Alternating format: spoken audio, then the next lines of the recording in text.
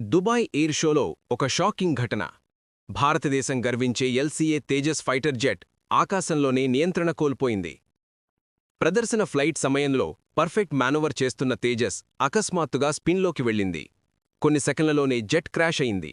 కానీ అత్యంత సంతోషకరమైన విషయం, పైలట్ తక్షణమే ఇజెక్ట్ అయ్యి పారాషూట్తో సురక్షితంగా దిగివచ్చాడు. ఆయన ప్రాణానికి ఎలాంటి ప్రమాదం లేదు. ఇప్పుడు ప్రధాన ప్రశ్న, తేజస్ క్రాష్కు కారణం ఏమిటి?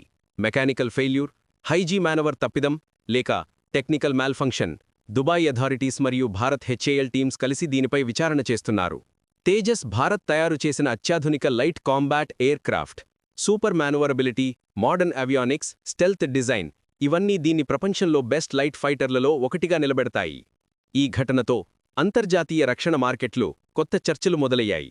భారత డిఫెన్స్ టెక్నాలజీ సేఫ్టీ స్టాండర్డ్స్పై ప్రశ్నలు వచ్చాయి. కానీ పైలట్ సేఫ్టీ సిస్టమ్ మాత్రం టాప్ క్లాస్ అని అందరూ చెప్పుకుంటున్నారు. తేజస్ క్రాష్ ఒక పెద్ద షాక్ అయినా, ఈ ఘటన అసలు కారణం బయటపడే వరకు వివాదాలు కొనసాగుతాయి. తాజా అప్డేట్స్ కోసం ఎదురుచూడండి.